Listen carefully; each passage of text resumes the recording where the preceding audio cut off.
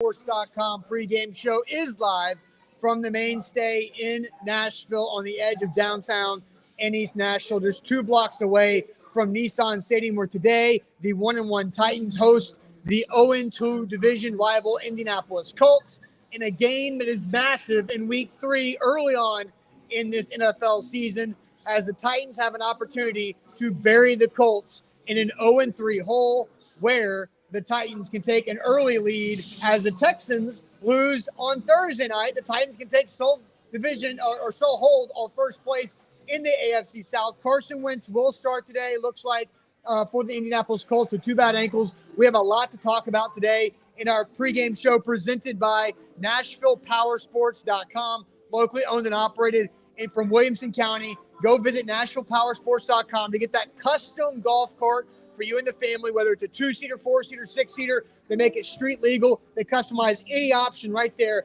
at NashvillePowersports.com. Also, Mill Creek Brewery here live at the Mainstay. 2-for-1 Mill Creek drafts during every Titans game day here. Also, the Mainstay, as we're located right off of Main Street and Spring Street.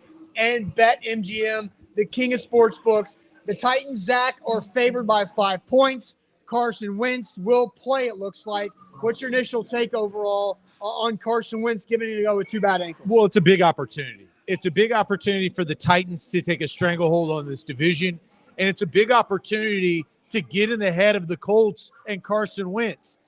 I mean, he's hurt. I mean, he's got 2 bum ankles. You got to take advantage. And I think if they can kind of stack what they've done last week against Russell Wilson, we talk about that net and encompassing the quarterback, I think really they can get to Wentz, possibly force him out of the game. And we talked about a couple of things this week, talk about Carson Wentz. And a couple of years ago, they had an opportunity when Andrew Luck was out and Jacoby Brissett came in.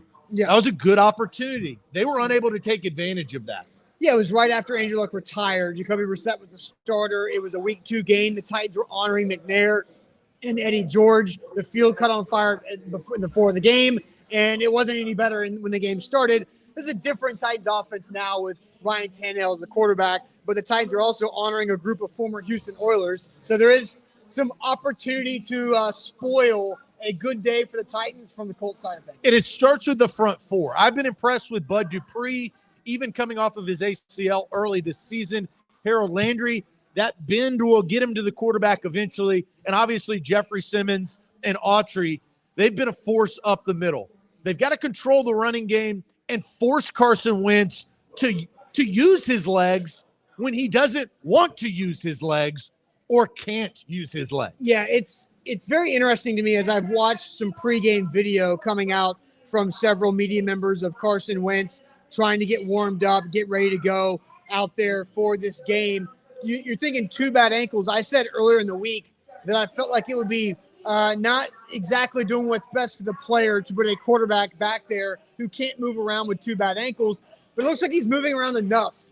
But he's going through warm-ups when you're doing moves that you plan on doing. He knows he's going to try to cut left, cut right off each ankle in warm-ups to get it right.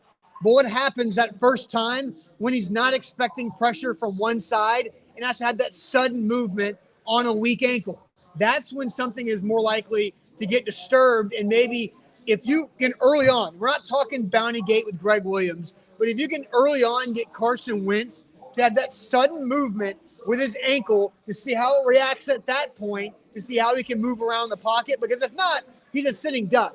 And the Colts have played 2 games. They've lost both of them. Carson Wentz has gotten hit often and hard in both games. And so the Titans have a huge opportunity now. So let's go ahead and get into this first topic, Zach, and ask everybody just a flat-out question. How many sacks will the Titans defense get against Carson Wentz with his 2 bad ankles today? How many sacks will the Titans defense get against Carson Wentz today with 2 bad ankles? I mentioned this is the Nashville Power Sports pregame show, NashvillePowersports.com. They're family-owned and operated, locally owned and operated right here in Middle Tennessee. If you want that custom golf cart for you and your family to ride around the neighborhood, go wherever you need to get to, they can make any golf cart street legal. They can customize anything on it, any accessory, 2-seater, 4-seater, 6-seater. for the whole family. They've got you. Check them out at NashvillePowersports.com. A to Z Sports Titan Game Day Live. The Titans just, we're right above, right across the street from Nissan Stadium, approaching a massive game to move the Titans possibly to 2-1, get the Colts to 0-3, and then you've got the Jets and the Jags on the horizon. You can't look past or look ahead. You got to take care of business, and a big part of that is getting Wentz to the ground. One thing I have to say, I've watched both of Carson Wentz's games the first 2 weeks at home, both in Indy, against the Seahawks and the Rams. Both of those defense did an outstanding job of constantly hitting Wentz. You have to make sure he feels you, and that is going to be the job of this defense. Look for some exotic blitzes. I was listening to Luke Worsham and the morning pregame show, Titan Game Day Morning. David Long Jr. coming in there, maybe some blitzes from cornerbacks like Elijah Molden. You've got to get unique, and you got to attack Wentz from all angles. All right, so how many sacks? How many sacks can the Titans defense get against Carson Wentz? I'm just going to go through, try to read some comments, and Zach, I'll let you give an opinion here. I'm seeing a lot of 3s and 4s. 3s and 4s, maybe a few 5s seem to be the high, but a lot of 3s today. Jordan Pierce says 3+. I think 3+. 3 is the minimum today for me. And look, not everything's about the exact sacks. It's about total pressure and total hurries and hits on the quarterback to disrupt the quarterback completely. But I think the minimum today needs to be 3. They were able to get Russell Wilson down 3 times, and really what should have been a 4th, because Laurel Murchison just got his as a tackle for loss. But I think a minimum of 3 today is the requirement for me. I wouldn't and this is not anything on like doing anything dirty, but I wouldn't be surprised if Carson Wentz did not finish the game playing. I think he's that banged up. Well, I think there's a protection agency too, yeah, right? Yeah, that's what I was going to say. If you're Frank Reich and you get a few series out there and he's taking shots and he can't move, you got to pull him, right? Because like the Colts are a real tough situation, because if they go down 0-3, they've got the Dolphins and the Ravens in week 4 and week 5. That's not a good way to start your season if you want to make the playoffs or compete for a wild card. But if you want to compete for a wild card, you can't have Carson Wentz out for the season. And so I think I'm not against that thought of, if Carson Wentz can't move and can't get it going, get him out of there to protect himself. I say 3 on Wentz, 1 on either Eason or whoever they replace him with. Brett Hundley. Ugh, yikes. 4. My answer is 4. I think they're going to get to him early and often, and they've got to take advantage offensively. We'll talk about the offense here in a second. I did place a pretty sizable wager on one Titans player that I'll disclose. You did? Before we kick off things right across the street from Nissan Stadium. My final answer is 4. I'm very intrigued. Who gets the 4? Like, does Landry, I think, has 1 sack of the season, and it's from running Kyler Murray out of bounds. But does Bud Dupree get his first sack of the season? Who do you think these come from? I think it's Simmons. I think, the pressure up the gut is going to help everybody. I like that Simmons has been able to get that push, that initial push. And Wentz, he's not as quick to leave the pocket because of those ankles. So I'll say Big Jeff. Okay. I think Bud Dupree gets 1 today. I think because you know who's out for the Colts is their starting right tackle, Braden Smith. And that's usually Bud Dupree lines up on the left side of the defense across from that right tackle. I think Bud Dupree gets 1 on the backup. We didn't mention this. News dump on a Friday. The Colts worked out Isaiah Wilson. So they're trying to figure out something to go along with their tackles. So I think Bud Dupree gets his first sack of his Titans career, which would be great to see. So, Zach, I've got 2 streaks that the Titans offense can continue against the Colts defense. But first, tell us a little bit about where we're at here at the Mainstay. Yeah, the Mainstay. We got 2-for-1s, Mill Creek Brewing.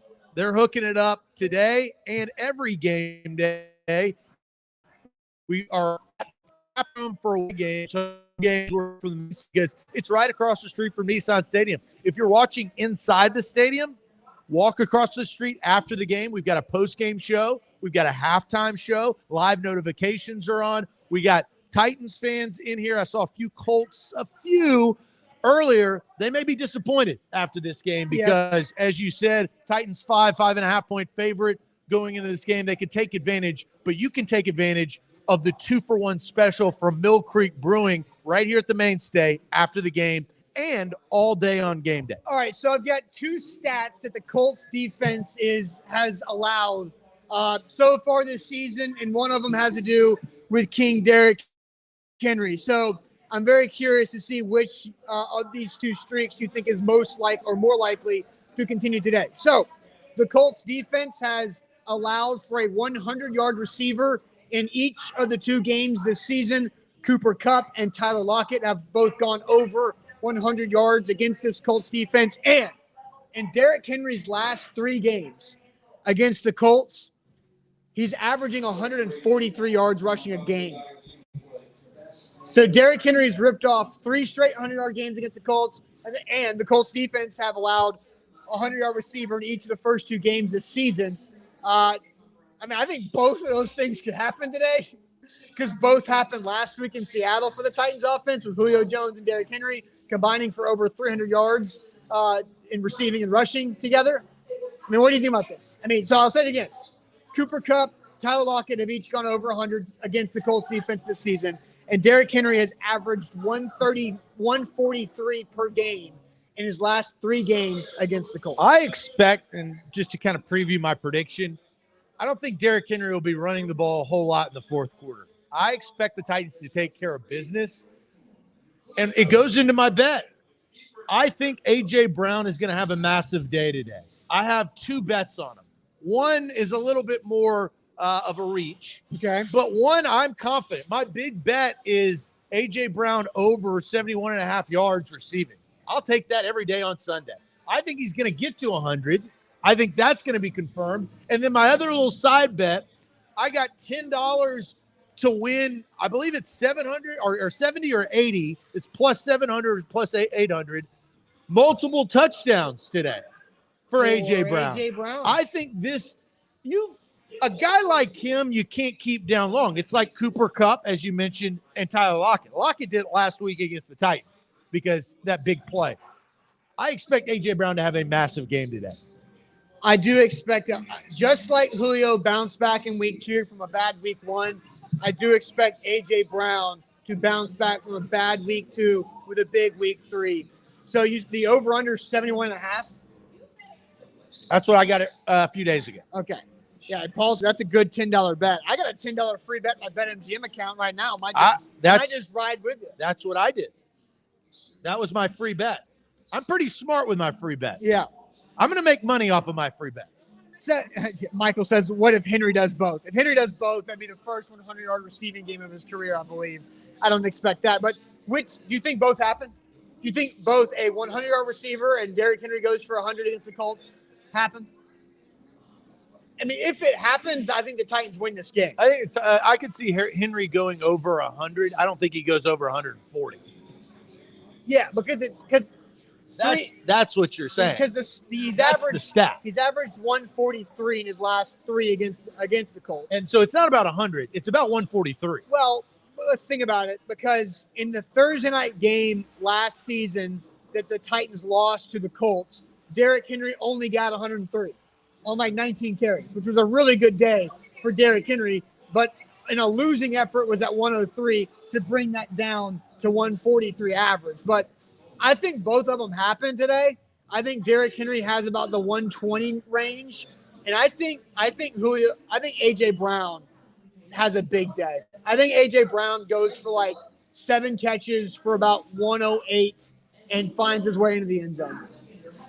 Well, that's why they play the game. And I think the Titans have a lot to gain from this game. I think they can get their confidence up. They can get a win. They can do what we expected them to do this season off of 2 really slow starts in week 1 and 2. Are we – because we're over here talking about sacking Carson Wentz 4 times and then big days for A.J. and Derrick Henry. Are we taking this game not as seriously as it should be because the Colts are 0-2, Carson Wentz is banged up? The Colts are still a good team. Like they fought back against the Rams. Yeah. They were out of the game late against Seattle, but they fought back against Matthew Stafford. Two really good teams in the Rams and the Seahawks. Are we overlooking I don't know if you guys feel this way. So I think one thing that we could be overlooking, and that is the impact of Jonathan Taylor and the entire Colts running game to control the clock and really control the rhythm of the game. That I think could be that could mess things up. So that is one thing to watch. Watch on. They're going to take their time. It's not going to be Marlon Mack is inactive, so it's just the two of Naheem Hines and Jonathan Taylor, and those guys can disrupt. And they both have had really nice games against the Titans in the past. So that would be the only thing that I would overlook. The Colts have got to play conservative and not set their franchise quarterback for this year, at least, up to be 0-3 and be without him. Because if you have Jacob Eason, a really good roster, and you're 0-3, you're not making the playoffs. Not in this AFC. No. And the division. This is a massive game for the Colts. Well, it's a massive game for the Titans to take control. It's not as big for the Titans. It is, though. Because the Colts, their season is essentially over. Yeah, I know. That's why the Titans are not. That's why it's a big game for the Titans. So they could basically end the season for the Colts. That's how I'm taking it. Because who has been the thorn in the Titans' side for a long time? It's always the Colts. Like the Titans have swept the Jags, they've swept the Texans. They have never really been able to sweep the Colts. I don't even know the last time they've swept the Colts. If they ever have, I have no idea because it just doesn't happen. And so right now the Colts are down. Go attack them. Go end them. Your foot is on their throat. Just step down and end the Colts' ability to be a thorn in your side this year. Yeah, and Michael says, hopefully those days are gone. It does seem that way. Now, today is a big test if those days are gone because you're right. Peyton Manning and Andrew Luck had the Titans number. Now you've seen a shift where the Titans won the AFC South last year. That was not the case for, a decade. So I do think you're starting to see a shift in this division with all the problems the Texans have, the rebuild of the Jags, and now Carson Wentz coming in who's injury prone, and that has been solidified early in the season. This is the Titans division to dominate. It's a big opportunity. Yeah. But the Colts' backs are against the wall. Good football teams with their backs against the wall play harder. Well, what we see last week, the Titans' backs were against the wall, and they came out and won a game at Seattle in a home opener for the Seahawks. It doesn't happen under Pete Carroll.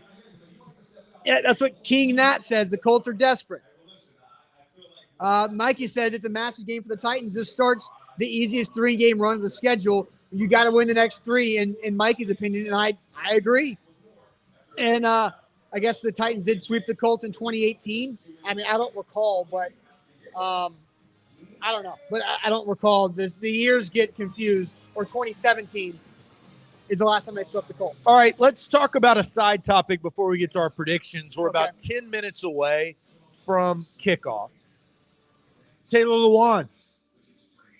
What do we think about Lewan starting at left tackle, not being a scratch in Seattle, full participation in practice this week, starting from Wednesday, and now he's getting the start like nothing's wrong.